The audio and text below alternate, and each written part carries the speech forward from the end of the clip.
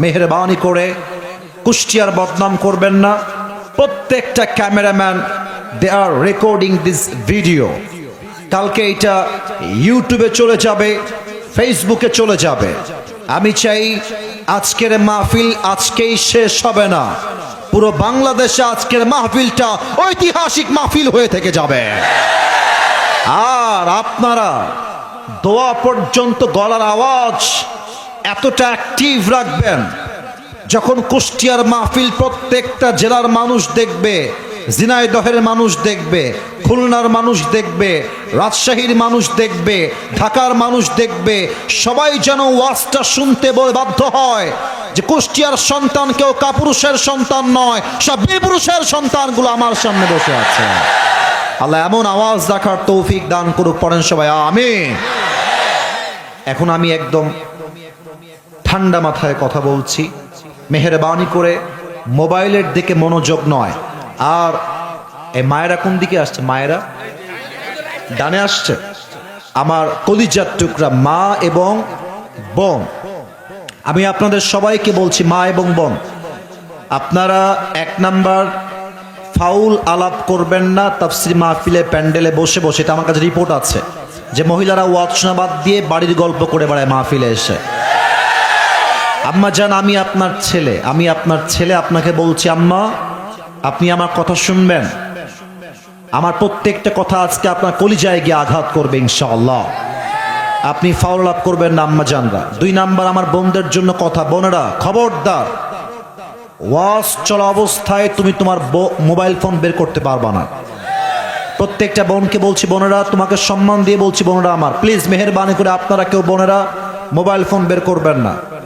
যতক্ষণ ওয়াজ হবে শুধুমাত্র ব্রেন দিয়ে নয়, কলিজার থেকে প্রত্যেকটা ওয়াজ শ্রবণ করতে হবে। আমাদের আজকে আলোচনার মূল বিষয়বস্তু হচ্ছে the life of hair after, পরকালের জীবন। কুষ্টিয়ার ভাইরা আওয়াজ দিয়ে বলবেন, দুনিয়ার জীবন না পরকালের জীবন? বামে আওয়াজ পেয়েছি, এদিকে আওয়াজ আহামরি আসে নাই। The sound should be same all the time. একই আওয়াজে কথা বলবেন, আমাকে উত্তর দেন, দুনিয়ার জীবন না পরকালের জীবন? এই মুহূর্তে আমি পরকালের জীবনটা নিয়ে সবাইকে 3টা প্রশ্ন ছুড়ে দিব। আশা রাখবো সবাই আমাকে সঠিক উত্তর দিবেন। নাম্বার 1, মাহফিলে যে আপনারা সবাই জীবিত এসেছেন, বাসায় যে আবার জীবিত এভাবেই ফিরে যাবেন কুষ্টিয়ার ভাইরা, do you have any guarantee about it? Do you have any guarantee about it? কোনো গ্যারান্টি নাই। এই মুহূর্তে মালাকুল মউতকে পাঠিয়ে আমাদের সকলের রূহকে কবজ করতে পারে একজন, তিনি কে?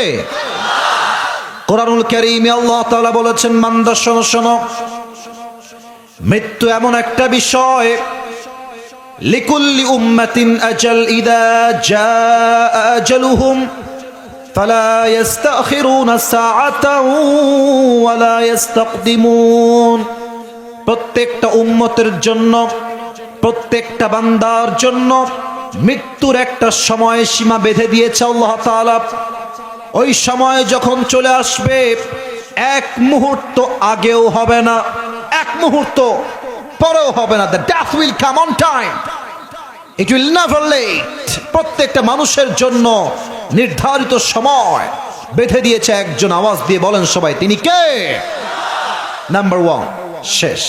নাম্বার 2, ডানে তোমরা কথা বলছো, আমার কানে আওয়াজ আসছে।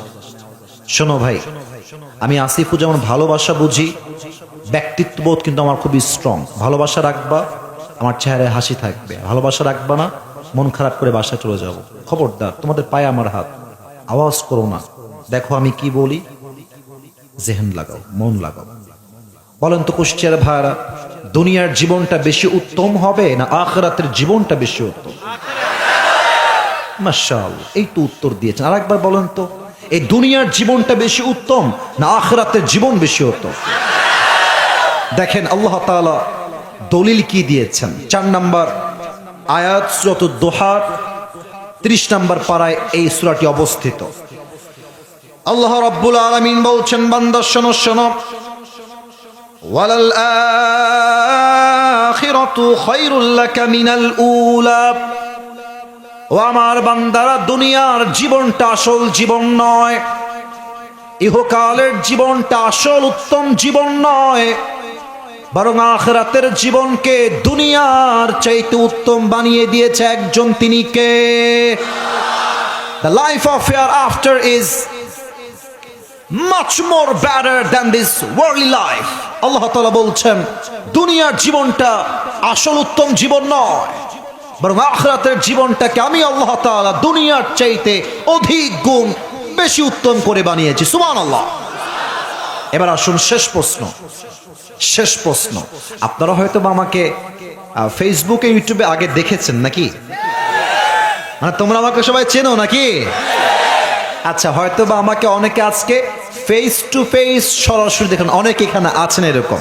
আপনারা আমাকে একটু অবজার্ভ করবেন। আমার চেহারা দেখানো উদ্দেশ্য না, আমি একটা প্রশ্ন করব, যে প্রশ্নটা কোরআনের একটা আয়াতের সঙ্গে কানেক্টেড, রিলেটেড। আশা রাখবো আপনারা আমাকে একটু বুঝে উত্তর দিবেন।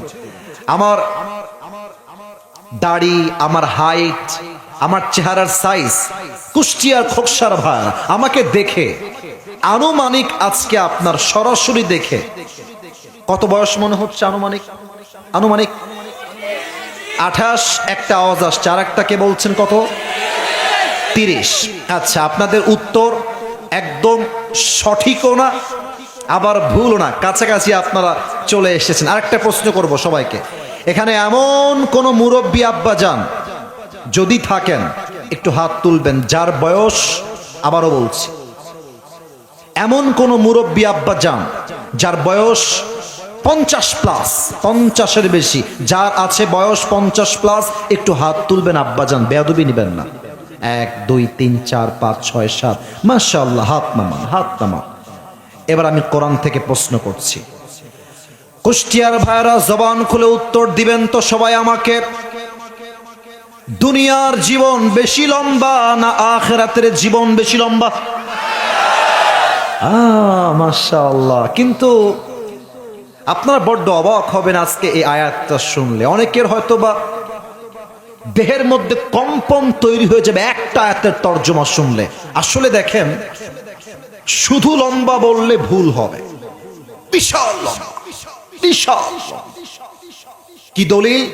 30 নম্বর পারা, 4 নম্বর পৃষ্ঠা, সূরাতুন নাজিআতের 46 নম্বর আয়াত, সর্বশেষ আয়াত। আল্লাহ রাব্বুল আলামিন বলছেন, বান্দা শোনো, কান্নাহুম ইয়াওমা ইয়ারাউনাহা লাম ইয়ালবাসু ইল্লা আশিয়াতান আও দুহাহা। 80 বছরের মুরব্বী আব্বা যান, 50 বছরের মুরব্বী আব্বা যান, যে আব্বা জানের বয়স 100+, ওই আব্বা যান যেই দিন ইন্তেকাল করবেন, পরকালের জীবনটা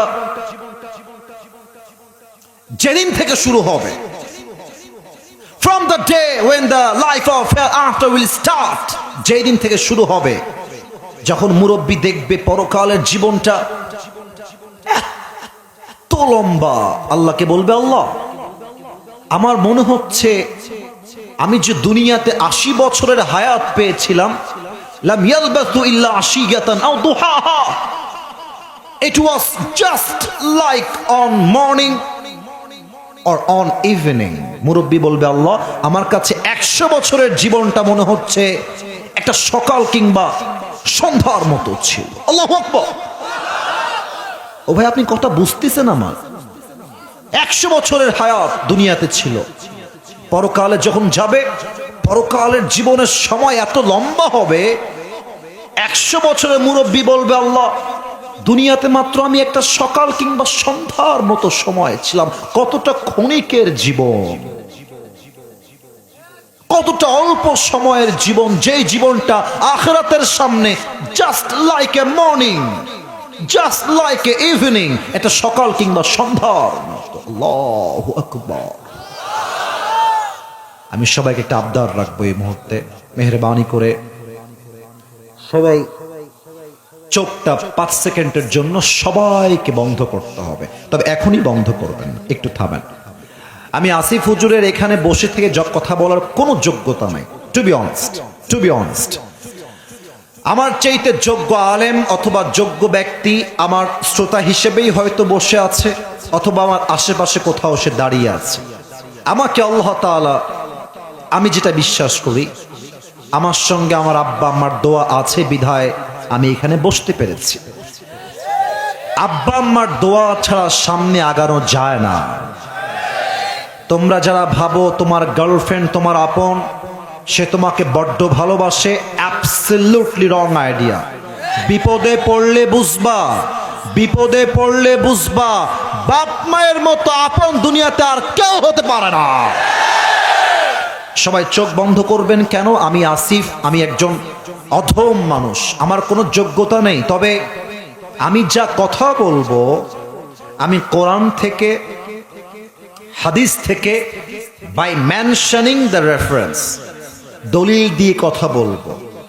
অলরেডি আপনারা বুঝে গেছেন, তিনটা কথা বলেছি, তিনটাই কোরআন থেকে দলিল দিয়ে কথা বলেছি, রেফারেন্স দিয়ে কথা বলেছি।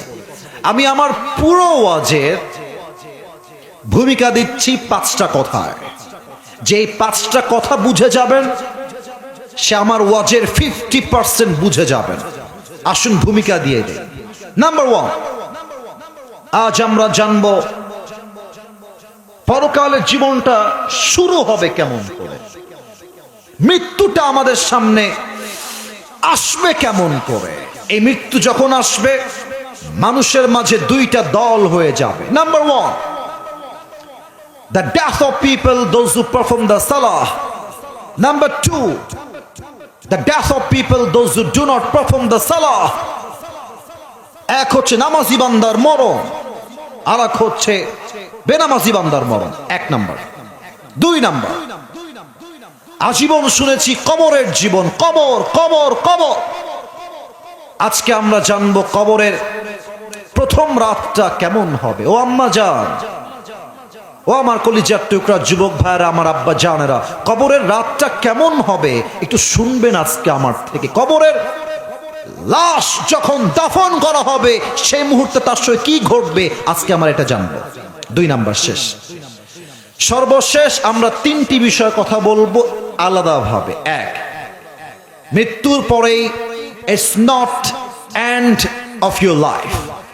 আপনার জীবনটা মৃত্যুর পরে শেষ হয় নাই, বরং মৃত্যুর পরে তো আপনার আসল জীবনটা কেবল শুরু হয়েছে। ঠিক কিনা বলেন?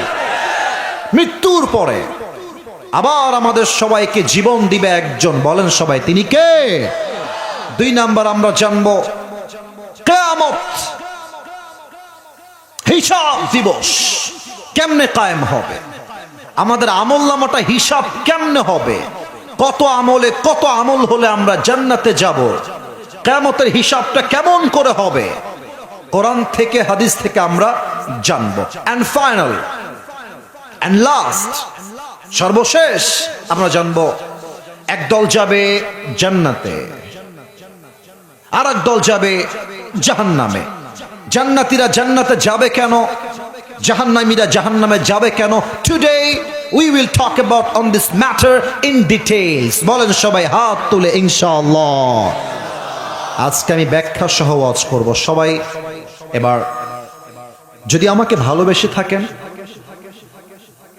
যদি তাফসীর মাহফিলকে ভালোবেসে থাকেন, বেঈমানি করবেন না, আমার কথাটা শোনেন, কাজে দিবে। সবাই চোখ বন্ধ। আমারটা আমি অলরেডি বন্ধ করে ফেলেছি, আমি কাউকে দেখতে পাচ্ছি না, বাট বিশ্বাস আছে যে আপনারা আমার কথা শুনবেন। সবার চোখ বন্ধ, মায়েরা, বোনেরা, দাঁড়িয়ে থাকা ভাইয়েরা, বসে থাকা ভাইয়েরা, সবার চোখ বন্ধ। এবার সবাই চোখ বন্ধ করে মাথাটা নিচের দিকে দেন। আমি কাউকে দেখতে পাচ্ছি না, সবাই মাথা নিচের দিকে দেন। এবার আমি যা বলি সে অনুযায়ী কাজ করেন। জাস্ট ফর 5 সেকেন্ডস, 5টা সেকেন্ডের জন্য কুষ্টিয়ার খোকসার ভাইয়েরা জাস্ট একটু ভাবেন যে আগামীকাল ফজরের নামাজের পরেই আপনার জানাজার নামাজ অনুষ্ঠিত হবে। জাস্ট এভাবে ভাবেন। আপনি ভাবেন আগামীকাল ভোর শুরু হবে আপনার 3.5 হাত মাটির ঘর থেকে। ভাবেন যে আপনি বাসায় যাওয়ার সময় আপনার সামনে মালাকুল মউত চলে আসছে, মৃত্যুর কথা আর কবরের কথা 5টা সেকেন্ড ভাববেন। আমি গুনছি 1 থেকে 5। অন 2 3 4 5। কুষ্টিয়ার খোরশার ভাইরা সবাই চোখ খুলবেন, মাথা উঁচু করবেন সবাই। মাশাআল্লাহ, সবাই আপনারা আমার কথা শুনেছেন, আমিও আমার চোখটা কেবলই খুললাম। আসলে আমরা জেনে নেই মালাকুল মউত যখন আসবে আমাদের সঙ্গে কি হতে পারে সেই মুহূর্তে। মালাকুল মউত যখন নামাজি বান্দার সামনে আসবে, তার দেহের জামা হবে সাদা জুব্বা, হাতের এবং পুরো দেহের চামড়ার রং হবে সাদা ধবধবে। মালাকুল মউত নামাজি বান্দার সামনে এসে ডাক দিয়ে বলবে, ইয়া আইয়াতুহান নাফসুল মুতমাইন্না উখরুজি ইলা মাগফিরাতিল্লাহি ওয়া রিজওয়ানি। এই নামাজি বান্দা, এই প্রশান্ত আত্মা, বের হয়ে আসো। নামাজি বান্দা বলবে, কোথায় বের হব? মালাকুল মউত ডাক দিয়ে বলবে, ইলা মাগফিরাতিল্লাহি ওয়া রিজওয়ানি। আসো, আল্লাহর জান্নাত আর ক্ষমা তোমার অপেক্ষায় অপেক্ষমান রয়েছে। এটা তো কুষ্টিয়ার সুবহানাল্লাহ হয় না, আরেকবার পড়েন সুবহানাল্লাহ। একটা টিস্যু দেন তো আমাকে, একটা দিলেই হবে। ওকে, পারফেক্ট। আমার কুষ্টিয়ার ভাইয়ারা একটু উত্তর দিবেন জাস্ট ওয়াজটা বোঝার জন্য। এটা আমার হাতে কি? একটু জোরে, এটার নাম একটু বুঝে বলেন তো কুষ্টিয়ার ভাইয়ারা, এটা কি গোল না চারকোনা? Right answer.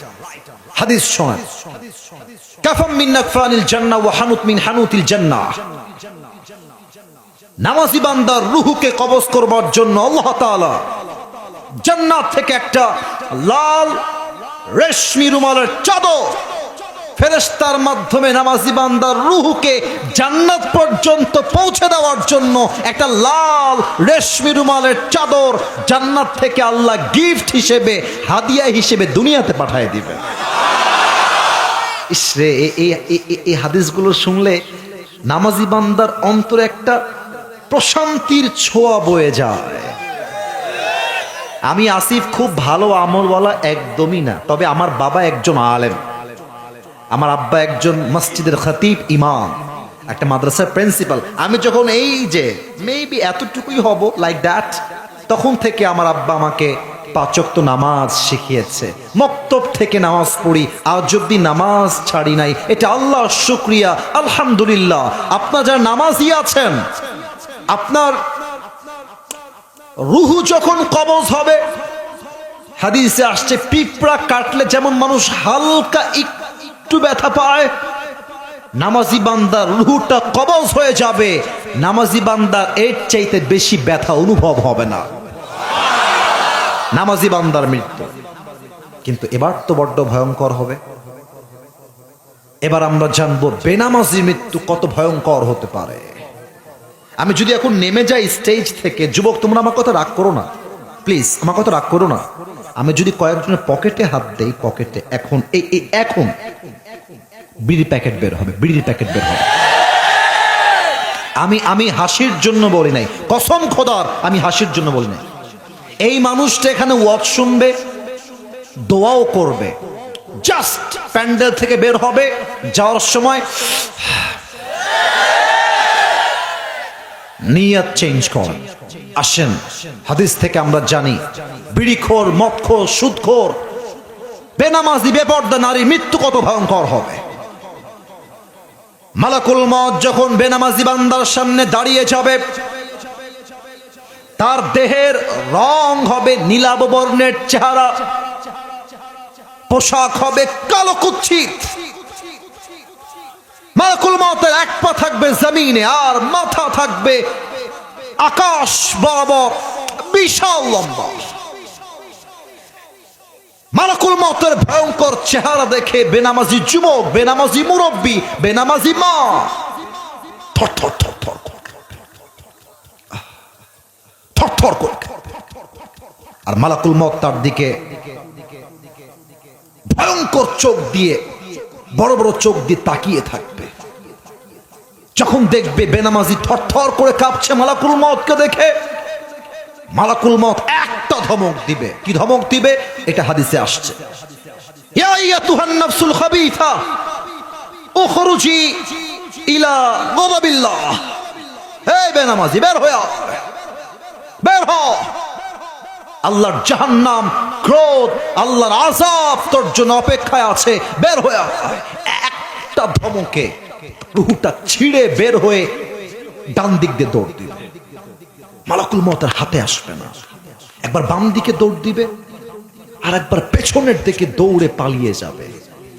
কুষ্টিয়া খোকসার ভাইয়ের আমার, look at my left hand, বাম হাত দেখেন। মালাকুল মউত বাম হাতটা পেছনে নেবে।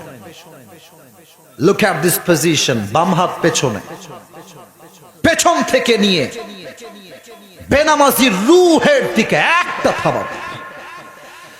যখন তার রূহটাকে বুক থেকে টেনে হিচড়ে বের করে আনবে, হাদিসে আসছে একটা জীবিত ছাগলকে যাবেহ না করে তার চামড়া কেউ যদি ব্লেড দিয়ে কেটে ফেলে, ছিঁড়ে ফেলে, ওই ছাগলটার যে পরিমাণ কষ্ট হয় তার চাইতে 70 গুণ বেশি কষ্ট দিয়ে বেনামাজি বান্দার রূহকে কবজ করা হবে। বলেন সবাই নাউজুবিল্লাহ। এই হাদিসগুলো বললে আমার, ইংরেজিতে আমরা বলি এটাকে গুজবাম, মানে আমার পশমগুলো অটোমেটিক দাঁড়িয়ে যায়। কত ভয়ঙ্কর হাদিস।